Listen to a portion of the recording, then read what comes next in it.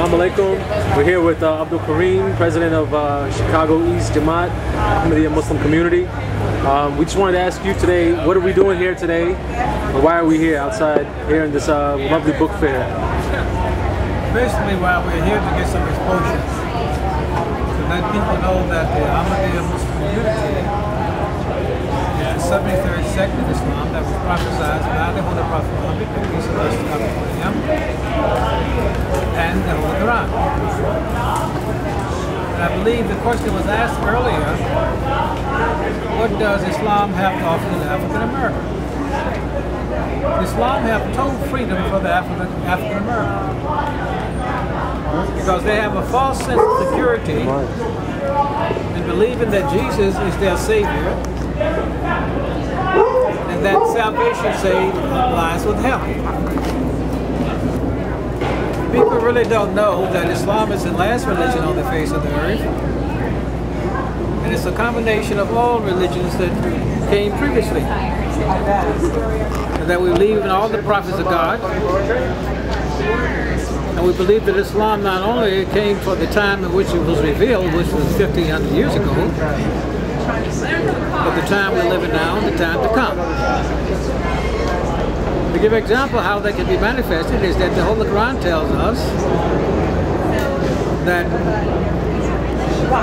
our body parts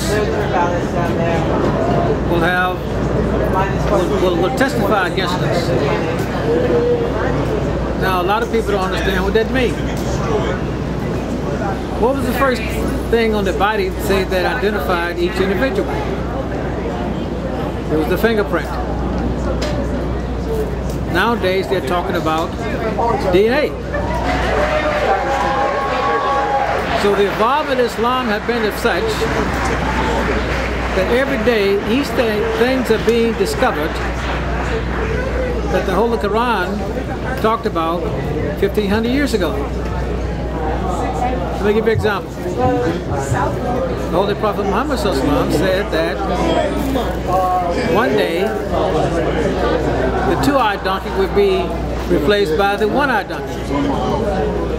People don't realize what that was. So the people of that time, when they heard that, they didn't know what he was talking about. But today, what do we have as a one-eyed donkey? We have the train running down the railroad track with one light.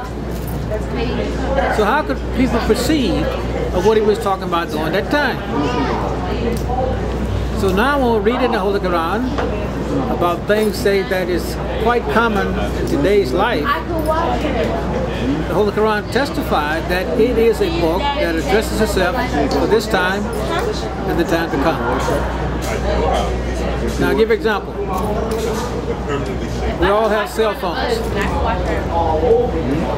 12 years ago, you could not pick up your cell phone and talk to a person walking down the streets of India. But now you can. If anything happened in the world today, the whole world would know it all in 10 minutes. 10 minutes time, in other words. So what did it mean? That means that Islam, man, have evolved to the point now that communications of such that during those times, prophets came for their respective people, for their respective locations, but now information is so vast and so speedy that information can be disseminated, say, throughout the whole world. These are the things that people should consider. So what specifically sets Ahmadiyya apart from all the other Muslim sects that exist in the world in terms of, and how does it radically alter their perception in terms of, you see the Muslim world in turmoil all over the world, the Western nations have kind of occupied them in many cases, so what does Ahmadiyya provide that can free and emancipate the Muslim masses from the yoke of Western domination? I don't think it's a question of Western domination. I don't think that's the issue. What I think the issue is that how is it that we are Ahmadiyya Muslim community? You have Sunnis, you have Shiites, Wahhabis, and so on and so forth, Muslims, okay? So now let's go back again the Holy Prophet Muhammad says that in the latter days, Islam will be broken up into 72 parts, or 73 parts, like Judaism was broken up into 72 parts. And he said that the Muslim will act just like the Jews act during their time. So what do they mean? That means that history repeats itself.